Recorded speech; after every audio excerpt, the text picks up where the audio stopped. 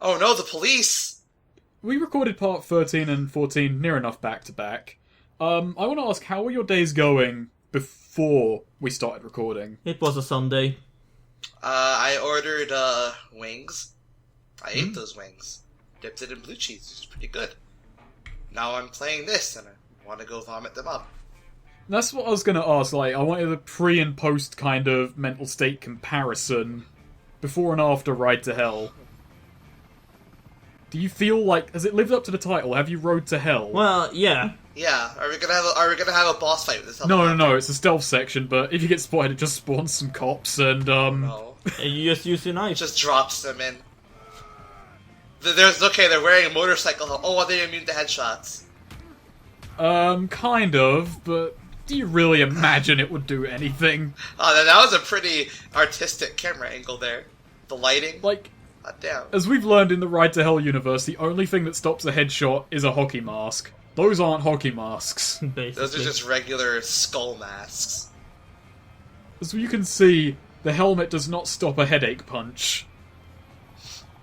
But The most powerful form of punch in did it existence. just stop chasing you? Like, eh. All that helmet does is protect their vital areas. So how wonky are the actual stealth mechanics? What the fuck do you think? So this is this is a Phantom Pain, like this Eclipse Phantom Pain. Kojima is just a hack. Well, yeah, obviously Eclipse is Phantom Pain. Come on. So Kojima is just a hack. This is the real Ground Zero. How does this stealth compare to the premiere stealth experience in 2014, The Amazing Spider-Man 2? Luckily it only appears once, and by virtue of not being completely mandatory stealth in a couple of areas, it's better. Hot damn. Like, imagine... Do you think this game would have been improved if they tried to make stealth a regular occurrence rather than a one-off gimmick that only half works? No. Jake is not a sneaky type. He's a run and gunner. Would have been wonderful, Snake.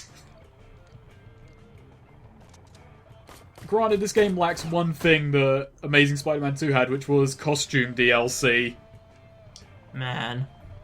But it did have one DLC, which I can't get to anymore, sadly. I watched a playthrough of that DLC, and...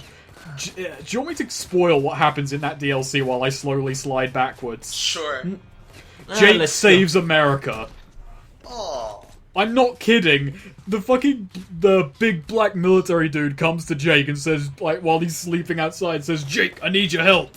And he rides on the bike, and they stop someone from nuking America. That's fantastic.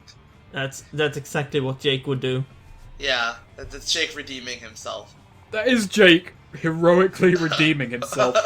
And on that same playthrough, they had the most crazy glitch that I have not seen in Ride to Hell. Like, this game surprises you with its glitches. Jake just started, his character model just flipped upside down and the controls reversed. He was literally running upside down. You see, I don't think that was Jake trying to redeem himself. I think that was Jake, he didn't want a nuke to outdo him. Like, if this goes out, all the power stations will be destroyed. I want to destroy all the power stations. It needs to be me who fucks the infrastructure, not them. So when's Jake versus America? I don't think Jake would truly fight America. I think Jake is a tried and true patriot, but he's just righting wrongs that he perceives in his country. So where's the sequel to Ride to Hell where Jake fights for the American way and fights against like Europeans and Russians? You see, I don't think Ride to Hell needs a sequel. I think Ride to Hell needs a prequel detailing Jake's Vietnam experiences that have shaped him into this man. Is Ride to Hell actually like an incredibly smart deconstruction of America's glorification of vigilantism? You know, it might be. No one really looked at it at that angle before, and you might be the first. Snake, I feel you should do a deep analysis of Ride to Hell. Like, maybe it's saying, maybe the violence in this game isn't fun because violence is not fun. Violence not fun? The brutal slaying of human life being doled out by an individual with no authority is truly horrific, and we should know this. Yeah. And Jake, by being such an unlikable cipher for these actions, and this really long fucking stairway sequence. Hey guys, what's up? Perhaps it's just telling us that violence isn't right. Yeah. He's dead now. That blood. Hyper-realistic. I know. I'm gonna have nightmares. Is this the ultra-violence that dude from Clockwork Orange was talking about? I think this does count as a bit of the old ultra-violence. And now he's just fucking breaking out the shotgun, hot damn. This is Jake getting tired of all the killing. Is Jake gonna go to a milk bar after this? God damn. See, when Jake imagines a milk bar, I think it is just a milk bar. Not in the Clockwork Orange sense of the word. Jake's too innocent for that. Yeah. Jake's idea of a bar is like the ice cream bar from SpongeBob. No, I think Jake actually thinks that every bar is a biker bar. Except a biker bar where no one is inside of it. We've asked the question before, but what the hell was Jake planning to do with his life if his brother wasn't killed? Sit in front of the TV in Uncle Mac's home. Jake, let's be honest, Jake is too pure for this world. Yeah. Like, this is what happens when you push someone who's completely innocent over the edge and they think it's okay to do this. I have an idea. It's for my Right to Hell fanfiction, yeah? The one you've been writing since part 1? Of course. Jake meets Wesker. How do you think? I think Jake would talk Wesker down. Is pure... like, Wesker's whole idea is push human evolution and he wants to be superhuman. But then he meets Jake and he's like, this is the epoch. Humanity can go no further. And then, Snake, and then they have a wacky buddy cop adventure. Also, this is the same casino from earlier. It's just the game dumped all of the fucking, like, interior to fucking make space for the room. I see that club has been evacuated. Yeah, no, it's like they heard Jake was in the area, it was like, shit. I think what happened is the Devil's Hand was security for that fucking casino, so when they were all dead, they literally stole the casino from the inside. He just came in and robbed even the lighting effects. Wait, what the fuck? Oh, you missed one. Yeah. I should just let him live. Oh. Nobody survives Jake's raft. Even the guy with those fucking incredible tracer bullets. So, yeah, the police response was not enough. Now it seems America has no defense.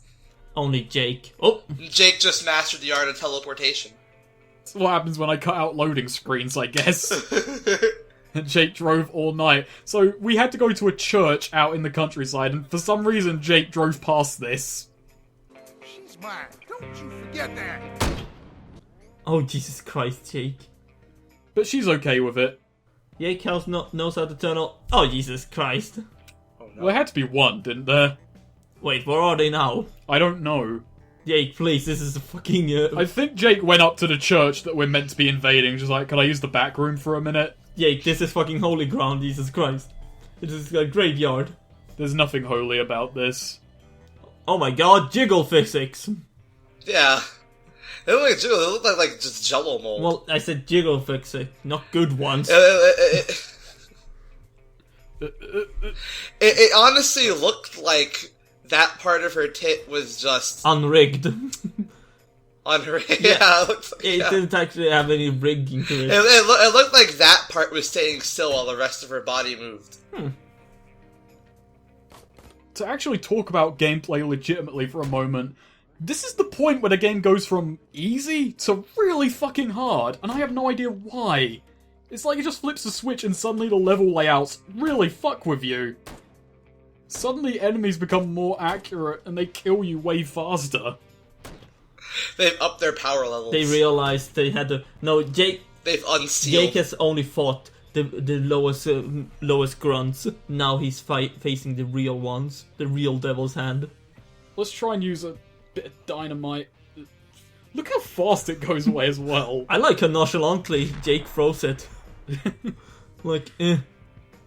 So, I guess by now, all the weak... Like, maybe this was all a big kind of eugenics program for the Devil's Hand. Just throw everyone against Jake and all the weak ones will die. Turns out, problem is though, Jake kills everyone. Yeah, it doesn't stop here.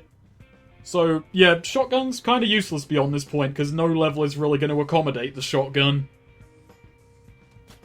How sad. So what's our gun of choice now? Are we gonna go buy a new gun when we have the chance? Probably, yeah. Once I upgrade to the best assault rifle in the game, it's nothing else. It's that or nothing. Because just look at this. It's ridiculous. Yeah, look at this, all this sniping. Jake really gotta puts work on your marksman skills. Yeah, he puts his military training on to the test. What training regime do these, like, Devil's Hand bikers have exactly? Oh, Not this a is the good best one. assault rifle in the game, by the way. This is seeming less and less like a biker gang, and more like a well-oiled military machine now. Okay, I said it in my fucking review, but yeah. Like, later on in the game, it's revealed they have helicopters and people who can operate them. So Devil's Hand is basically a PMC. Like, it would be more, or would it be more or less interesting if they were actually just a PMC? Probably less interesting, but still. Makes just as much fucking sense. I don't know why, but them losing their hats when you shoot their heads never stops to amuse me. It's one free headshot, man. They just pick up their hat and put it back on, they're fine. I just really want to add to this game, like, add little sound effects every time they fly off, like, whoop! You know, a really cartoony one. Hey, if you want to edit the commentary parts for this, I invite you. No, Yeah, no. thanks for volunteering. Yeah, I mean, Snake has I'm a lot already of doing work to like do. 4 different fucking... I talked about modding the game, Snake, not the commentary. Nah, you can mod this commentary, I give you full rights. No, Snake, it's the artistic vision. What? What? I don't know. Can I claim that I don't believe art exists if it gets me out of that line of argument? No. Oh, well then. So, the people with hockey masks have learned how to operate firearms at this point. Oh no. Not very well, though. Oh god, I just realized this rifle has a little thing dangling on top from it. Like, that is dangling, but if you look at, like, the ribbon that's tied around it, it's got, like, a little sash that drops off that has no physics. Like, only 2 parts of this gun can have any kind of physics on them. I forgot how much these guys bend when you shoot them. They're really good at limbo. Like their upper body isn't like their lower body is stuck in the same position, but their upper body just moves around. Like, they're people who've just broken their legs so many times, but their upper body, they compensate. More like they don't have a spine. Oh, I'd say they have a really good spine. Spine that can bend in many angles that you and I can't. I will never understand the true extent of the Right to Hell universe. No one really will. I mean, it's stolen elements from 40k, and 40k. I haven't really thought beyond that point of the joke. Some biker movies. Would you really say they've stolen anything from a biker movie other than the concept of motorbikes? First Blood. Because Vietnam vet. Maybe Jake is this world's Rambo. It's a fucking weird turn for Rambo, but I can actually buy it. You know, actually, I could see Sylvester Stallone in the movie adaptation of Ride to Hell. Actually, we need... Oh man, if I ever become a multi-billionaire that has, like, something to do with movies, I'm totally funding a Right to Hell movie. A Right to Hell movie could make a pretty convincing art film, honestly. You'd have to approach it from a very strange angle, though. Yeah. Like, what would the film be trying to tell you? Everything about Jake, and nothing about him.